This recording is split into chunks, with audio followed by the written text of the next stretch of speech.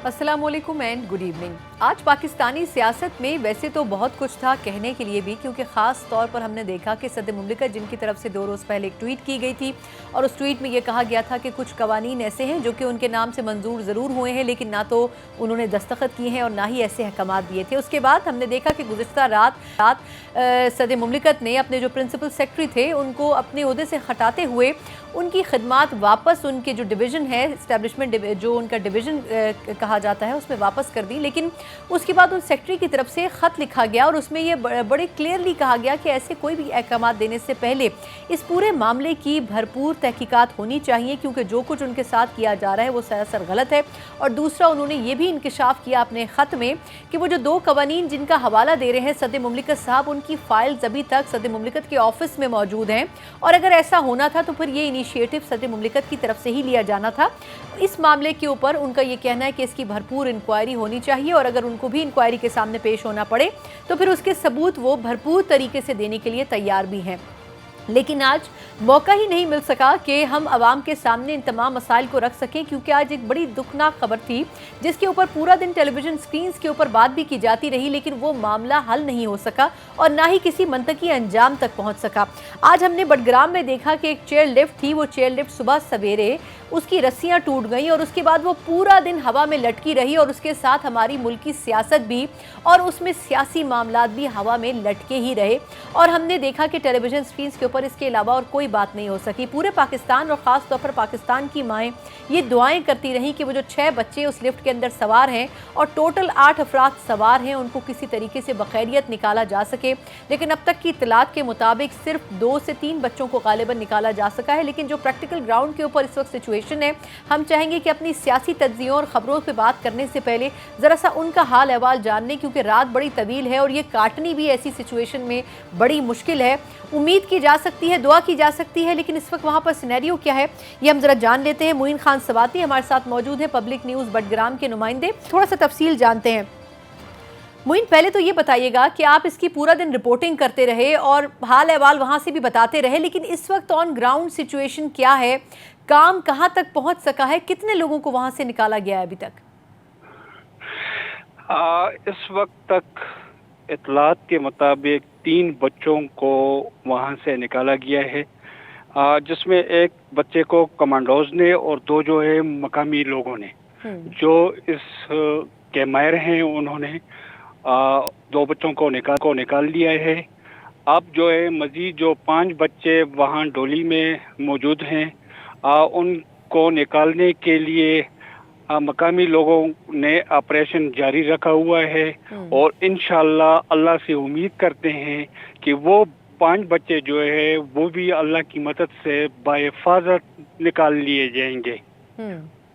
अच्छा, वहाँ पर पहले तो ये बताएं कि लोग ये भी जानना चाहते हैं कि आखिर मुकामी अफराद ने ही इसमें इंटरवीन किया, उन्होंने कोशिश भी की, लेकिन हवा चलती रही, हेलीकॉप्टर्स के तजुर्बे किए जाते रहे, लेकिन सिचुएशन क्या थी कि वो उस वक्त वो चीज़ें हो नहीं सकी और जो रोशनी थी, जो डे टाइम था, उसको इस्तेमाल नहीं कर सके वहाँ पर इमदादी कार्रवाइयाँ करने वाले। शुरू से सुबह से ये जो मकामी लोग हैं जो इसके माहिर हैं, उन्होंने कहा था कि अब हम जो है लोकल सतह पे इन बच्चों को निकाल रहे हैं, जो हमारा तरीक़ाकार है और जो तरीका हमने पहले भी कई अरसात में अपनाया हुआ है, हम उसी को अपनाते हुए इन बच्चों को बाहिफाजत रेस्क्यू कर सकते हैं। लेकिन डिस्ट्रिक्ट इंतज़ामिया इजाज़त ना होने की वजह से, उनको इजाज़त ना देने की वजह से वो मकामी लोग जो हैं उनका वो ऑपरेशन डिले हुआ और यहाँ से हमारे कमांडोज और रेस्क्यू 112 की टीमें वहाँ पहुँची, लेकिन शदीद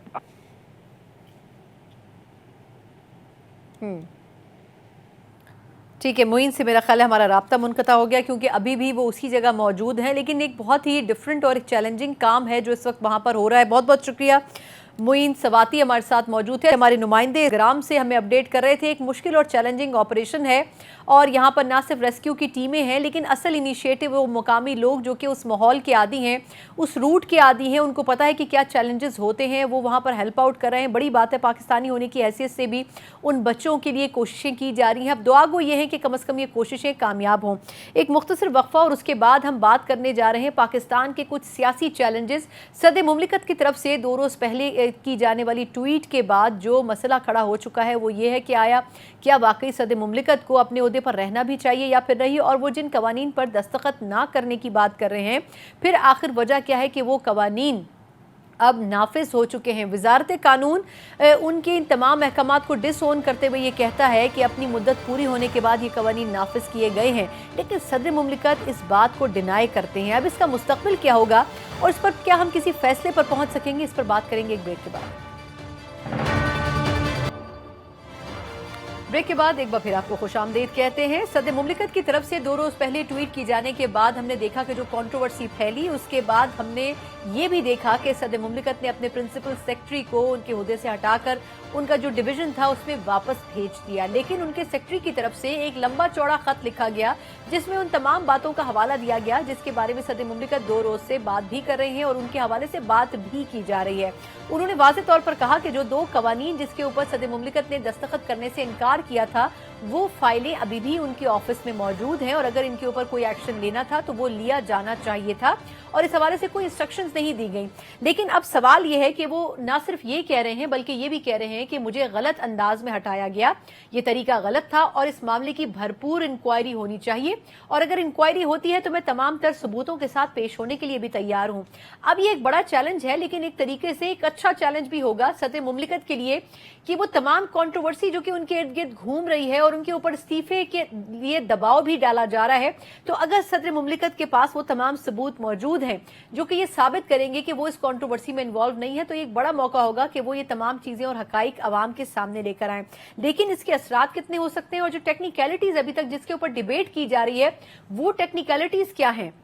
इसके ऊपर हम जरा डिटेल में बात कर लेते हैं। हमारे साथ जो गेस्ट मौजूद हैं, तारुफ करवाना चाहूंगी, तहरीक इंसाफ के सीनियर वकील हैं नईम हैदर पंजोता साहब, आजकल बड़े एक्टिव हैं, खुद पाकिस्तान तहरीक इंसाफ के जो चेयरमैन हैं, उनके मल्टीपल केसेस को भी लीड कर रहे हैं, इस पर भी हमने उनसे आगे चलकर बात करनी है। नईम साहब sir, thank you so much for joining, आपने पहली मरतबा हमारे शो में शामिल हुए हैं, बहुत शुक्रिया सर आपका। सर मैं पहले पीटीआई चेयरमैन पर आऊं, मैं चाहूंगी कि पहले ये जो एक और हॉट इशू चल रहा है इसके ऊपर थोड़ा सा इजहार ख्याल आपका मैं चाहूंगी कि टेक्निकली आपको लगता है कि सदर मुमलिकत साहब जो बात कर रहे हैं वो दुरुस्त है कि उन्होंने दस्तखत नहीं किए लेकिन वजारत कानून ने उसको कानून बना दिया, ये पूरा सिनेरियो बिल्डअप कैसे हुआ सर, अगर आप हमारे नाजरीन को कुछ आसान करके समझा सकें। देखें, जो आर्टिकल 75 है आईन पाकिस्तान का वो वाज़ेह है। उसके अंदर क्या है जी, उसके अंदर ये है कि पार्लियामेंट अगर कोई भी बिल भिजवाती है सदर को तो सदर 10 दिन के अंदर क्या रखते हैं, उसे एंडोर्स करें या वापस करें, और दूसरी तरह से पास करके सदर पाकिस्तान को भेजती है तो सदर पाकिस्तान के पास 10 दिन का टाइम, अगर वो उसके अंदर पास करते हैं तो ठीक है, नहीं करते तो वो एक्ट ऑफ पास हो जाएगा, उसे पास हो जाएगा। अब जब सदर साहब बिल ने अपने स्टाफ है उनको कहा तो वापस भेज दें और उन्होंने मुझे कह दिया कि हम वापस भेज दिए हैं, तो लिहाजा मैं तो समझा कि बिल वापस जा चुके हैं। तो जब मुझे पता चला कि बिल के हवाले से ये बात चल रही है कि वो पास हो गए हैं तो छानबीन के बाद सदर साहब ने वो ट्वीट किया। अच्छा, अब इसके ऊपर आपने देखना ये है कि पहला मरला जो जिसके अंदर बिल भिजवाया गया और उसके अंदर आइन जो है वो वाज़ेह है कि वो पास नहीं समझा जाएगा, तो जब आइन वाज़ेह है तो फिर उसके ऊपर सवाल ही पैदा नहीं होता। जब एक आइन कह रहा है कि दूसरे मरले में पास समझा जाएगा तो पहले मरले में खुद से कैसे पास किया जा सकता है, जिसकी कोई कानूनी वैल्यू नहीं है। आइन जब सर माजरत कथा कलामी की سر مجھے تھوڑا سا یہ بھی سمجھائیں نا کہ انہوں نے کہا بل واپس بھجوا دیا جائے، لیکن پرنسپل سیکرٹری یہ کہہ رہے ہیں کہ بل اور اس کی فائل ابھی تک صدر مملکت کے پاس ہے، وہ بھجوایا ہی نہیں گیا، کیونکہ 9 اگست کو غالباً 13 بلز واپس بھیجے گئے تھے اعتراضات لگا کے، اس میں بھی وہ 2 بلز واپس نہیں بھجوائے گئے تھے، وہ ان کے پاس ہی اپ ہولڈ کیے گئے تھے۔ تو پھر ضرورت تھی، اگر صدر مملکت ویسے بھی اس کو بھجوا سکتے تھے یا نہیں بھجوا سکتے تھے، میں یہ پوچھنا چاہ رہی ہوں۔ دیکھیں یہ تو صدر صاحب خود اچھا بتا سکتے ہیں کہ ویسے بھجوا سکتے تھے یا نہیں۔ میں یہ سمجھتا ہوں کہ اگر وہ کوئی بھی نوٹ بن کے ان کے پاس آتا تھا تو وہ ان کا سٹاف بناتا ہے، ان کا سٹاف ان کو پیش کرتا ہے، کوئی بھی سمری بنتی ہے تو وہ خود سمری انہوں نے نہیں بنائی، بل سائن کرنے کے لیے صرف انہوں نے دیکھنا ہے اور دستخط کرنے ہیں، اور یہ پروسیس ہے ان کا۔ اب بل واپس ہونے کے حوالے سے اگر سٹاف نے یہ یقین دہائی کروائی کہ ہم نے سر بھیج دی ہیں، آگے بھیجنے کے در تھے، آپ کو پتہ ہے کہ اسمبلی تو ہے نہیں، تو دوبارہ اسمبلی سے کیسے پروسیس ہو کے آنا تھا، اور یہ سمجھا جانا یہاں پر جو ٹیکنیکلی ہے، آئین جو ہے وہ کلیئر ہے، لیکن آئین کی تشریح غلط کی جا رہی ہے۔ وہ یہ کہہ رہے ہیں کہ اگر انہوں نے پاس نہیں کیا 10 دن کے اندر تو وہ سمجھا جائے گا کہ یہ پاس ہے، تو آئین اس کے اوپر یہ کہتا ہے کہ دوسرے مرحلے میں یہ سمجھا جائے گا، پہلے مرحلے میں نہیں ہے۔ تو جب پہلے مرحلے میں آئین کہہ رہا ہے کہ نہیں ہے تو پھر اس کو اس طرح سے سمجھنا وہ غلط ہے۔ اب اس کے اندر ہوگا کیا، نئی پارلیمنٹ آنے تک اس بل کا انتظار کیا جائے، اور بل دوبارہ جو ہے وہ پارلیمنٹ سے ہو کے صدر صاحب کے پاس آئے گا، دین وہ اگر پاس نہیں کرتے تو وہ بل ایکٹ آف پارلیمنٹ بنے۔ اب اتنے زیادہ بلز پاس کیے گئے ایک دن کے اندر 45 بل 50 بل اتنے پاس کیے گئے، بلز پاس کرنے کی ایک مشین لگی ہوئی تھی کہ ہر روز بلز پاس ہو رہے ہیں۔ دوسری طرف آپ دیکھ لیں کہ ایک طرف پاکستان تحریک انصاف جو کہ ملک کی سب سے بڑی پارٹی ہے وہ بالکل ہے ہی نہیں، اور ایسے بلز پاس کیے جا رہے تھے جس میں صرف اور صرف فائدہ جو ہے وہ جماعتیں اپنے لیے لے رہی تھیں۔ وہ کیسے لے رہی تھیں؟ کچھ کیسز ختم کروا رہے تھے نیب کے اندر امینڈمنٹ کر کے، کچھ ایف اے کے ذریعے عمران خان صاحب کو گرفتاری کے لیے کر رہے تھے، کیونکہ دکان لگی ہوئی تھی نا۔ لیکن چلیں لیکن اس پہ ہم بات کر چکے ہیں پرانے شوز میں بھی کہ وہاں پہ کچھ ایسے بل بھی پیش کیے گئے جو کہ کسی طور پہ پیش ہونے نہیں چاہیے تھے، پھر ان کے پاس ڈرافٹس بھی موجود نہیں تھے، لیکن چلیں یہ الگ ڈیبیٹ ہے۔ سر میں واپس اس ٹاپک پہ آتی ہوں۔ اب یہ جو پوری کنٹروورسی بنی اس کے بعد ہم نے دیکھا کہ پچھلے 48 گھنٹوں میں ایک بڑا پریشر بلڈ اپ ہوا صدر مملکت کے اوپر کہ جی ان کو آئینی طور پر استعفیٰ دے دینا چاہیے، انہوں نے بڑی ہزیمت کا موقع بنایا پاکستان کے لیے۔ اب یہ فرمائیں کہ کیا واقعی صدر مملکت اگر ٹویٹ کر کے یہ کہہ رہے ہیں کہ یہ کام میں نے نہیں کیا تو کیا وہ کوئی دوسرا راستہ بھی اختیار کر سکتے تھے، اور کیا ان کے اوپر استعفے کا دباؤ دینا جائز مطالبہ ہے؟ بالکل جائز مطالبہ نہیں ہے جی، وہ بلز ان کے پاس بھی کرتے رہے ہیں، اور جس وقت سارے ٹینیور کے اندر یہ بلز جب پاس کرواتے رہے ہیں تب وہ ٹھیک تھے، اور آج اگر انہوں نے پاس نہیں کیا اور انہوں نے اپنے اوپر ذمہ داری نہیں لی، اور ایک فار ایگزامپل ایسا فراڈ کیا گیا ہے یا جو ایسا قانون کے اندر الاؤ ہی نہیں ہے کہ ایک صدر کی مرضی کے بغیر وہ ممکن ہے، تو وہ چیز جب وہ سامنے ظاہر کر رہے ہیں، دنیا کو بتا رہے ہیں کہ یہ ایسا ہوا ہے اور میں اس کی وضاحت کرتا ہوں کہ میں نے نہیں کیا، اب بجائے اس کے کہ ان کو اپریشیٹ کیا جاتا، بجائے اس کے کہ ان کو کہا جاتا کہ کس طرح سے ان کے اوپر بھار ہوگا، ہر طرف سے پریشرز ہوں گے، اس کے باوجود وہ کہہ رہے ہیں کہ میں نے بل پاس نہیں کیا، نہ میں نے ان کو کہا، اور میری طرف سے پہلے ہی جا چکا ہے، تو کریٹیسائز کیا جا رہا ہے۔ بالکل صدر استعفیٰ نہیں دیں گے، کسی صورت ایسی کوئی انکوائری یا اس کے اوپر جو بھی سینٹ کے اندر یہ کہہ رہے ہیں کہ کمیٹی بنانی ہے، یہ سپریم کورٹ اس کے اندر انٹروین کرے جب ہماری پٹیشنز بھی جائیں گی، اور سپریم کورٹ خود بھی سو موٹو لے سکتی ہے اس معاملے کے اوپر، اور صدر پاکستان 186 جو آرٹیکل آئین پاکستان کا ہے اس کے مطابق کوئی بھی کویسچن آف لا جو ہے وہ سپریم کورٹ کو بھجوا سکتے ہیں، وہ کویسچن آف لا جس میں پبلک انٹرسٹ انوالو ہو۔ تو یہ آپ کو پتہ ہے کہ جو بلز ہیں یہ پبلک انٹرسٹ اس کے اندر انوالو ہے، وہ کیسے ہے کہ ان کے آرمی ایکٹ ہو یا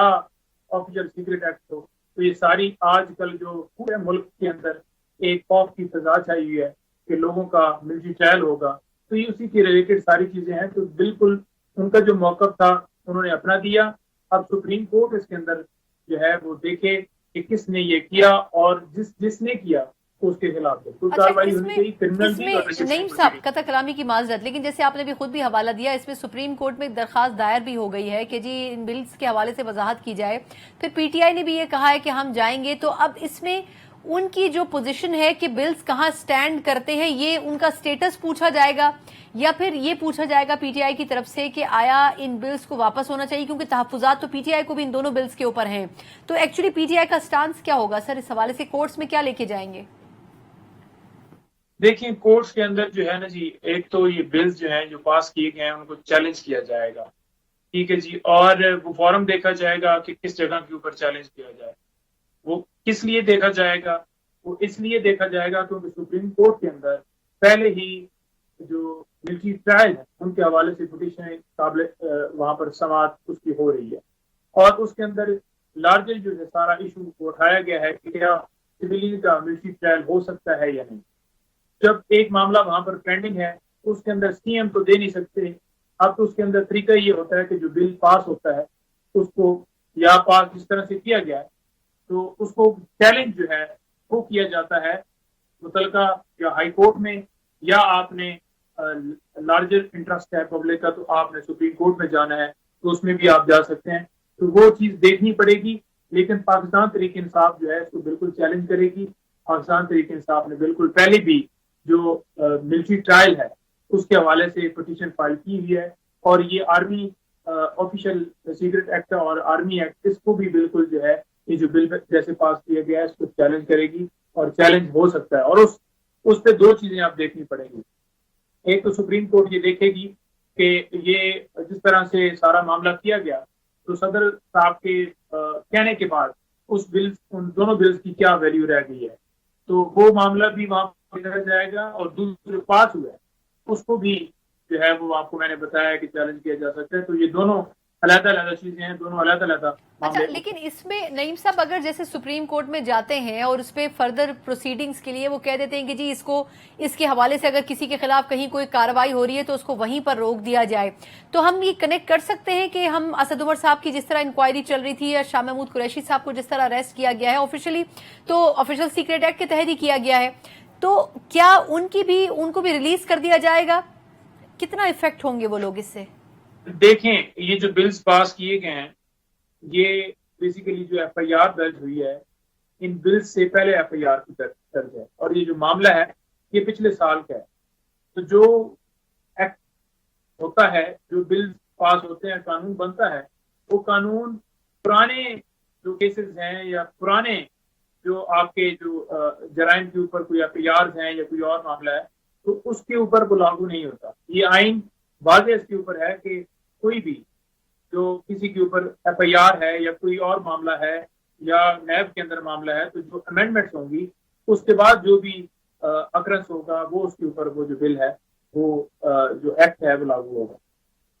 بالکل ٹھیک. اچھا ایک اور اس حوالے سے میں سوال کرنا چاہوں گی کہ صدر مملکت کے اوپر ایک یہ بھی آبجیکشن اٹھتا رہا کہ کیونکہ یہ بل تقریباً 2 تاریخ کے بعد سے صدر کے پاس رہا اور انہوں نے اس کے اوپر کوئی ایکشن نہیں لیا، کوئی کامنٹ نہیں کیا، ٹھیک ہے وہ اپنے پاس رکھنا چاہتے ہوں گے یا واپس کرنا چاہتے ہوں گے، ان کی ثوابدید ہے. لیکن جیسے ہی شاہ محمود قریشی صاحب کو گرفتار کیا گیا یا اسد عمر صاحب منظر سے غائب ہوئے اور خبریں آئیں کہ شاید ان کو بھی اریسٹ کر لیا ہے، تو اس کے بعد ایک دم سے ان کو اپنی پوزیشن کلیئر کرنی پڑی کہ بحیثیت سابقہ پی ٹی آئی ممبر اور ایکٹیو ممبر ان کو یہ بتانا پڑا کہ وہ بھی پی ٹی آئی سے کچھ نہ کچھ ایفیلیشن رکھتے ہیں اور خان صاحب کی ناراضگی بھی افورڈ نہیں کر سکتے تو ان کو یہ ٹویٹ کرنا پڑا. تو اس کے اوپر آپ کے خیال میں کیا پی ٹی آئی کے حلقوں میں کیا بات ہو رہی ہے کہ کیا واقعی الوی صاحب نے ایسا ہی کیا؟ الوی صاحب نے کس طرح سے کہ پی ٹی آئی کے حوالے سے آپ کو میری سوال سے ایگزیکٹ سمجھ نہیں ہے. میں دوبارہ کر لیتی ہوں. ایک آبجیکشن یہ بھی تھا الوی صاحب کے اوپر کہ آیا انہوں نے اتنا لیٹ کیوں کیا، ان کو شاید کوئی اعتراض تھا ہی نہیں ان بلوں کے اوپر، لیکن جیسے ہی شاہ محمود قریشی صاحب کی گرفتاری ہوئی تو انہوں نے اپنی پوزیشن جسٹیفائی کرنے کے لیے پی ٹی آئی کے سامنے انہوں نے یہ ٹویٹ کر دیا کہ میں تو ان بلز کو آن نہیں کرتا ہوں. یہ ایک الزام ان کے اوپر عائد کیا جا رہا ہے پچھلے کچھ دنوں سے. دیکھیں بات یہ ہے کہ الوی صاحب کو جب پتہ چلا ہوگا ڈیفینیٹلی اس وقت انہوں نے معاملے کو دیکھنا تھا کہ بل کیسے پاس ہوا، ڈیفینیٹلی انہوں نے اس معاملے کو انکوائر کیا ہوگا، پوچھا ہوگا. اور ایک رات کی بات ہے، رات گزری اور صبح مطلب انہوں نے سارا چیک کیا، شام کو انہوں نے ٹویٹ کر دیا. اب اس میں یہ کوئی نہیں ہے قانون کہ آپ نے کوئی اگر اس طرح کا بل پاس ہوتا ہے تو آپ نے آدھے گھنٹے کے اندر اندر رپورٹ کرنی ہے. ایک جو ہے فراڈ طریقے سے جو ہے اس بل کو ایکٹ آف پارلیمنٹ اگر بنایا گیا ہے تو وہ انہوں نے معاملہ انکوائر تو کرنا تھا کہ کس طرح سے یہ سارا پروسیس کیا گیا اور کون ہے. تو جب چھان بین ساری مکمل ہوئی اس کے بعد انہوں نے اپنا موقف، اور ڈیفینیٹلی وہ ہو سکتا ہے ان کو رات کو ہی معاملے کا پتہ چل گیا ہو یا صبح پتہ چل گیا ہو، لیکن ایسی پوسٹ کے اوپر آپ کو پتہ ہے جس طرح سے صدر صاحب کے اوپر پریشر ہوگا، جس طرح سے ان کی سیٹ ہے، پوزیشن ہے، تو اور جو اسپیشلی جو بلز ہیں، جو ایکٹ بنے ہیں، وہ باقاعدہ طور پر جو ہے اس نوعیت کے ہیں کہ ان کے اوپر جو ہے وہ بڑا رسک تھا کسی کو بھی بولنے کے لیے، اور بڑا ان کا بولڈ سٹیپ ہوگا کہ وہ اس طرح سے آپ کھل کے آئے ہیں اور سامنے انہوں نے آ کے بات کی ہے. اچھا، میں کچھ اور حوالوں سے بھی آپ سے کچھ بات کرنا چاہوں گی. ایک تو یہ کہ اب شاہ محمود قریشی صاحب ہیں جن کا جوڈیشل ریمانڈ بھی ہو گیا ہے، پھر اسد عمر صاحب بھی منظر سے غائب رہے. لوگ کہتے ہیں کہ جی انہوں نے ایک پریس کانفرنس کی اور انہوں نے اس پریس کانفرنس میں کہا کہ جی 90 روز میں انتخابات ہونے چاہیے، پی ٹی آئی کا مطالبہ ہے. پھر انہوں نے کہا کہ جو مردم شماری ہے اس سے متعلق جو سی سی آئی کے فیصلے ہیں ان کو بھی ہم سپریم کورٹ میں چیلنج کریں گے. تو ایک نیا پنڈورا باکس وہ کھولنے جا رہے تھے، اس لیے دوبارہ دھر لیے گئے. تو اس پہ آپ کا کیا ریئیکشن ہے؟ دیکھیے، انہیں کوئی ایسی بات نہیں ہے کہ وہ کوئی پنڈورا باکس کھولنے جا رہے تھے اس لیے دھر لیا گیا. بات یہ ہے کہ کور کمیٹی جو ہے وہ فیصلے کرتی ہے. شاہ صاحب کور کمیٹی کو ڈیفینیٹلی وہ وائس چیئرمین ہیں اور اس کے سینئر اس کے ممبر ہیں. تو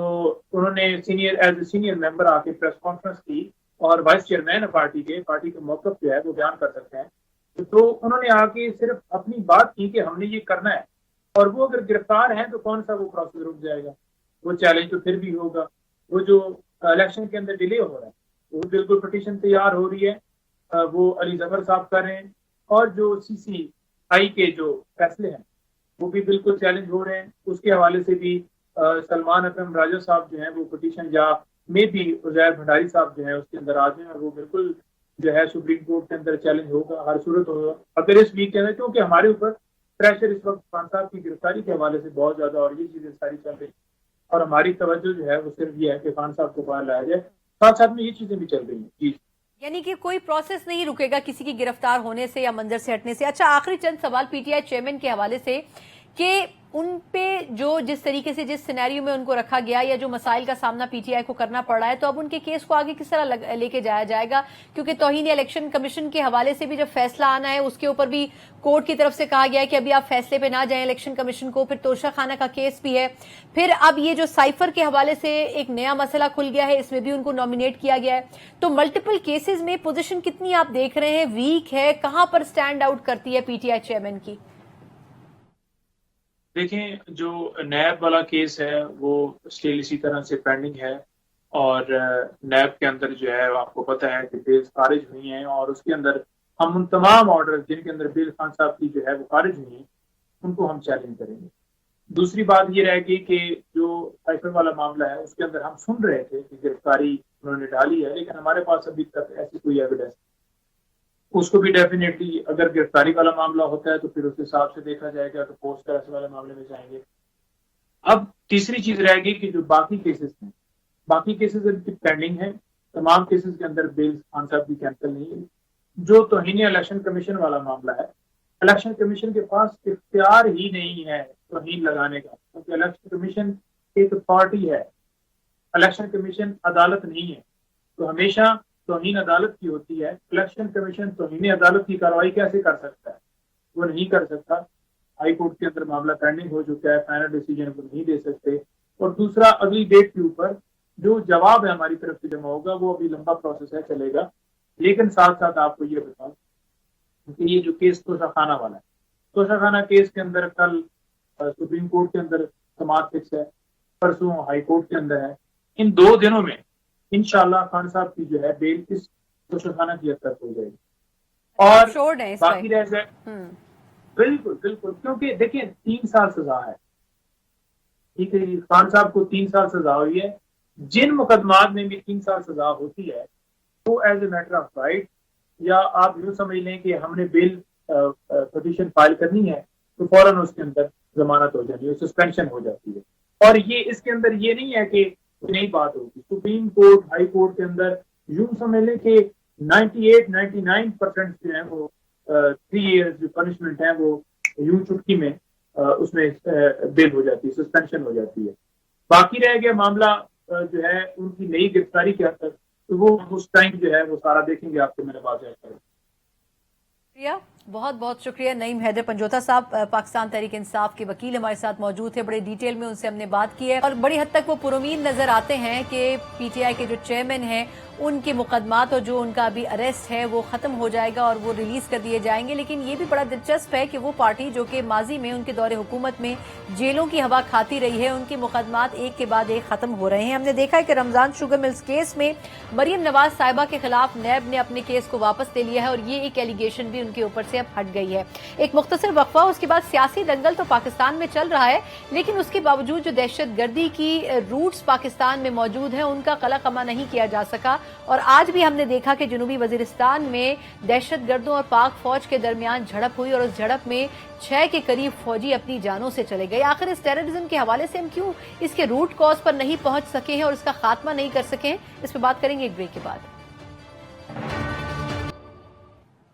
بریک کے بعد ایک بار پھر آپ کو خوش آمدید کہتے ہیں۔ ملک میں اس وقت جو بڑا چیلنج ہے وہ معیشت کے علاوہ دہشت گردی سے متعلق بھی ہے، کیونکہ خاص طور پر پچھلے سال جب دہشت گرد گروپوں سے فائر بندی کا معاہدہ حکومت پاکستان کا ختم ہوا، اس کے بعد بڑا کلیئر میسج ان کی طرف سے دیا گیا کہ اب دہشت گردی کی کارروائیاں ملک گیر سطح پر کی جائیں گی اور خاص طور پر دفاعی اداروں کو اور دفاعی جو گروپس ہیں ان کو نشانہ بنایا جائے گا، سیکیورٹی اداروں کو نشانہ بنایا جائے گا۔ یہ ایک بڑا چیلنج تھا اور سابقہ حکومت جس کو گئے ہوئے صرف چند ہفتے ہوئے ہیں وہ بھی اس چیلنج سے پوری طرح نہیں نمٹ سکی، بلکہ وہ سابقہ حکومتوں کو اور خاص طور پر پاکستان تحریک انصاف کو اس کا الزام ٹھہراتی رہی اور اس کے حوالے سے یہ بات کی جاتی رہی کہ شاید پاکستان تحریک انصاف کے 9 سالہ دور اقتدار میں خیبر پختونخوا میں دہشت گردی کا قلع قمع کرنے کے لیے بھرپور کوششیں نہیں کی گئیں، لیکن حقیقت یہ ہے کہ ان واقعات میں خاص طور پر بلوچستان اور خیبر پختونخوا میں تواتر کے ساتھ اضافہ ہو رہا ہے۔ آج بھی جنوبی وزیرستان میں دہشت گردوں اور پاک فوج کے جو جوان تھے ان کے درمیان جھڑپیں ہوئی اور اس میں تقریباً 6 جوان شہید بھی ہوئے،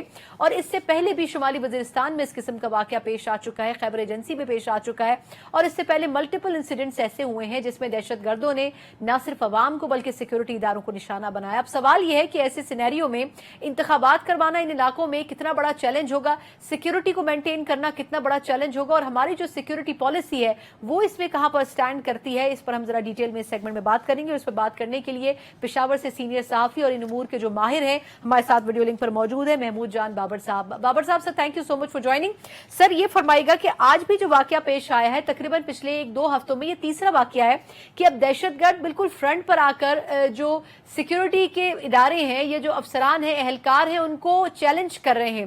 آج بھی اس قسم کا انسیڈنٹ ہوا تو آپ کے خیال میں سر لوپ ہول کہاں نظر آتا ہے ہمیں؟ جی بہت شکریہ ثنا۔ دیکھیں، جب ہم آج پاکستان میں خراب معیشت کی بات کرتے ہیں، معیشت کی خراب صورتحال کی بات کرتے ہیں، تو ہمیں وہ سیلاب یاد رکھنا چاہیے جو سیلاب آیا تھا پاکستان میں۔ تو لوگ کہتے ہیں کہ اس کی سب سے بڑی وجہ یہی ہے۔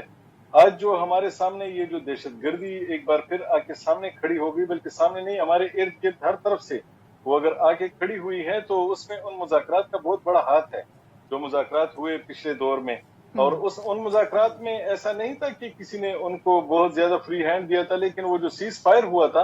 اس سیز فائر کا بہت فائدہ اٹھایا گیا تھا، اور اس سیز فائر میں جو جنگ بندی تھی دونوں طرف سے، تو بارڈر پہ بھی اس وقت ریلیکسیشن تھی۔ اس بارڈر کی ریلیکسیشن کا فائدہ یہ ہوا کہ وہ لوگ اندر آ گئے جنہوں نے آنا تھا، جو اپنی فیملی سمیت بھی وہاں تھے، وہ اپنی فیملی سمیت بھی پاکستان میں آ گئے۔ اور ویسے وہ تو یہ کہتے رہتے ہیں کہ وہ پاکستان سے کبھی باہر گئے ہی نہیں،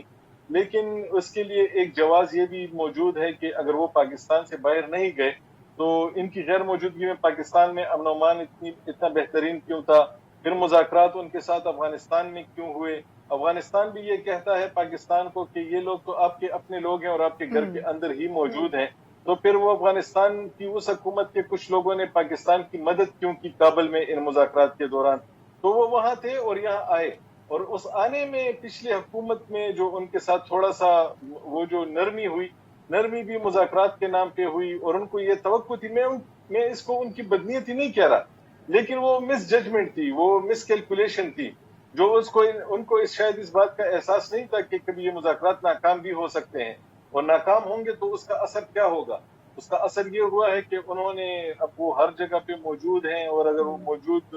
جہاں جہاں ہیں تو وہ حملے بھی کر رہے ہیں، وہ اپنی پریزنس بھی شو کر رہے ہیں، اور وہ ثابت کرنے کی کوشش کر رہے ہیں کہ ان کو افغانستان میں نہ ڈھونڈا جائے۔ وہ پاکستان کے اندر موجود ہیں. وہ اس طریقے سے شاید وہ افغانستان کے اندر ان کی پوزیشن بھی کچھ بہتر کرنے کی کوشش کر رہے ہیں کہ افغانستان سے بات نہ کی جائے, ہم تو پاکستانی ہیں اور اچھا, لیکن پاکستان اس میں میں موجود ہیں. محمود, اس میں 2-3 حوالوں سے آپ کا کامنٹ چاہوں گی کہ آپ نے بھی پاکستان بھی اور افغانستان کی گورنمنٹ کا بھی حوالہ دیا. جو سٹیٹمنٹس آ رہے ہیں افغانستان سے, اس سے تو لگتا ہے کہ ان کو کوئی دلچسپی بھی نہیں ہے اور وہ اس کو بادر بھی نہیں کر رہے ہیں کہ پاکستانی گورنمنٹ کیا کہہ رہی ہے. ہمارے آرمی چیف کو پشاور میں جو گرینڈ جرگہ ہوا اس میں کہنا پڑا کہ جی کم از کم احسان کا بدلہ احسان تو ہونا چاہیے, اس سے زیادہ ڈائریکٹ بات کیا ہو سکتی ہے. لیکن افغانستان کا ریئیکشن اس طرح نہیں آ رہا, تو کیا انہوں نے کوئی دوسرا اتحادی, کوئی دوسرا دوست اور کوئی دوسرا بھائی ڈھونڈ لیا ہے؟ آخر وجہ کیا ہے کہ اتنا کولڈ شولڈر کیوں دکھایا جا رہا ہے؟